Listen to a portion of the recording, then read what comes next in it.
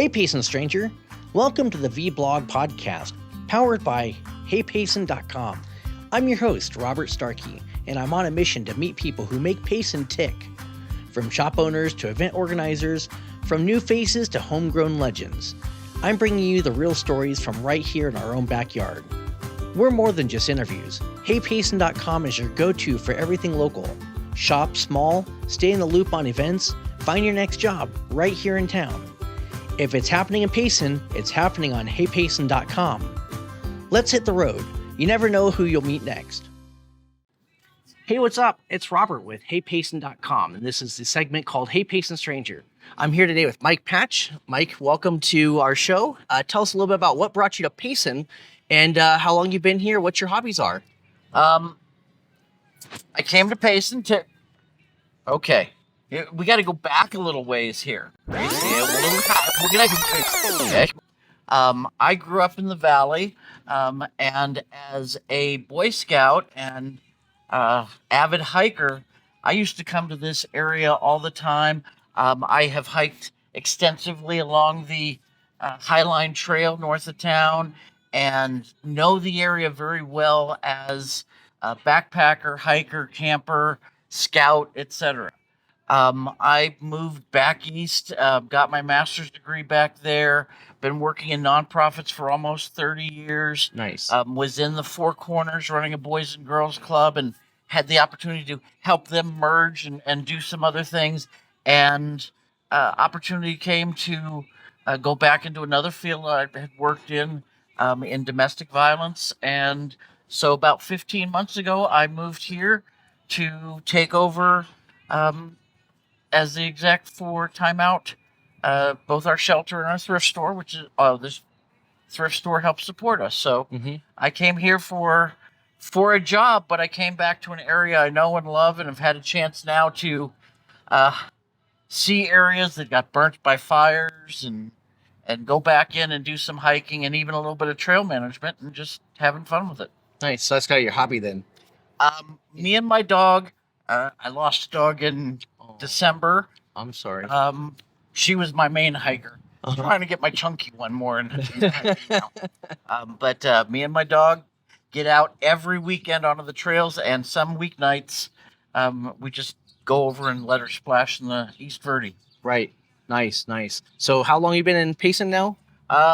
15, 16 months, December of 2023. What's been your experience in making friends and stuff here? Payson's a friendly town. It always has been. It's good people. I'm not always the most sociable, so it's I get to know more people on the trail than I think I do in town. Okay. So you're part of Time Out. You're the executive. What was your title? Executive director. Executive director, the main man.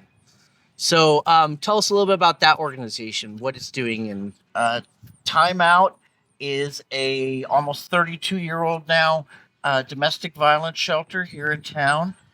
We provide comprehensive set of services for survivors of domestic violence who need a place to get out and emergency help, and then some ongoing help once they've transitioned out of shelter.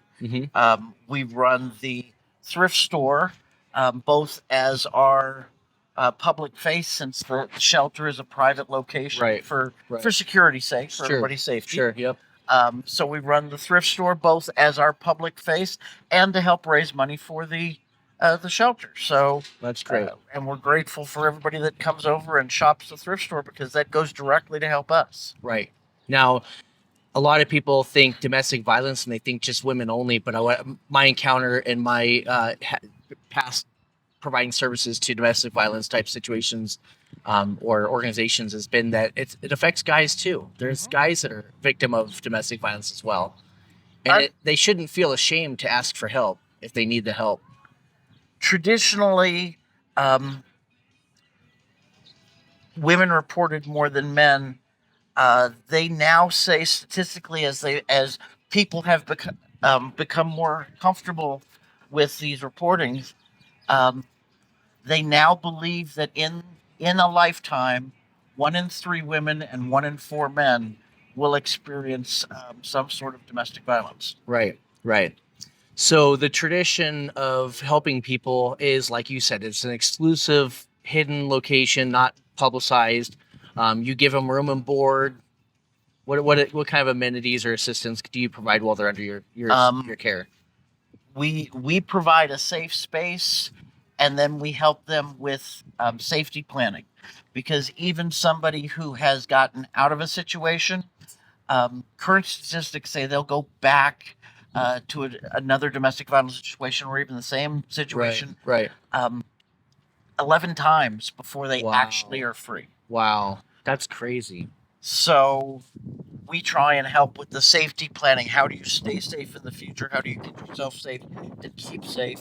And then help hook them up with other services that are available, because we don't have the resources or the ability or everything here in Payson to help somebody. So let's help them find all the resources possible, and get them in touch with it. Perfect. That's great. So you've got the thrift store, which is kind of the face of the organization, and major financial contributor to the organization. But then you also do fundraisers. You've got one coming up. We have, we're currently planning for our golf tournament, which is in September, and that is really just getting underway. By the end of the week, we hope to have a website launch, or a spot on our website launch, where people can go and register their teams. Okay. And one of our board members, Joan Watson, is heading up that process, and there'll be posters around with her information, so you can contact her if you got questions directly. But it should be a fun day. Awesome.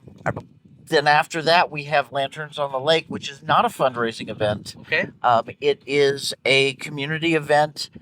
Grew out of the old marches that domestic violence shelters used to do, where they would do a memorial march. Right.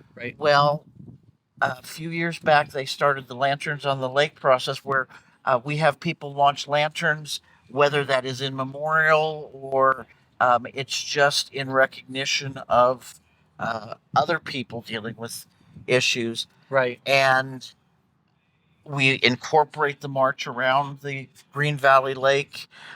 We have the fire department out there. We have a helicopter out there for the kids to see. We do face painting.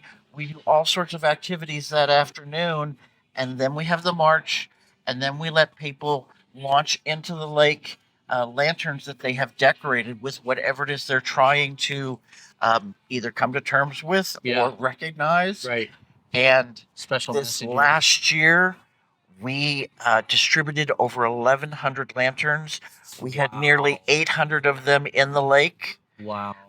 It is a wonderful thing, because as the sun sets in the fall, when the sun stops warming that lake, the currents change. Okay. And so you've got this cluster of lanterns that have just been launched by all these people, and suddenly the sun's down, and they go, phew, and they form a ring around the whole thing. Wow, and it was that is really cool. spectacular. Yeah. We have kids from the Outdoor Adventure Club with the middle school, who then help scoop them out there in kayaks. Yeah. Who help clean up, so that we make sure we're not doing any environmental damage afterwards. Got it. So overall, we have this wonderful event, and then full community support in both making it happen and clean up from it. So we're already planning for October 16th. Lanterns on the Lake. It should be a fantastic event. Well, that's awesome. So we're going to put the golf tournament is already up on the community calendar. So we'll leave a link to that for you, so you can get all the information. And as they provide the contact information, the registration information, we'll make sure we update that, and you guys will find that resource, or we'll link directly to theirs. And then I'm looking forward to putting that Lanterns on the Lake on the calendar too. So make sure you October utilize 16th. October 16th. So you heard it here first. Make sure that you please include me in any of the events that you guys do. I want to try and promote you guys as much as possible. We can do more touch-up events like this, little meetups, and talk about whatever's coming up. And Found your Facebook page this morning. It got linked up to that, so you'll find us. We're linking and trying to make the contacts too. Great, awesome. Well, thank you guys for following. Mike, is there anything you want to tell the community, our viewers, give back, or any messages? Yeah, we always accept donations, but we're most grateful for just the support we get from the community at all levels. And truly thank you very much. And come to the thrift store. Awesome. Well, there you go. You know what to do next. Go to the thrift store. Check it out. Mike, thank you so much. You're no longer a stranger here on HeyPayson.com.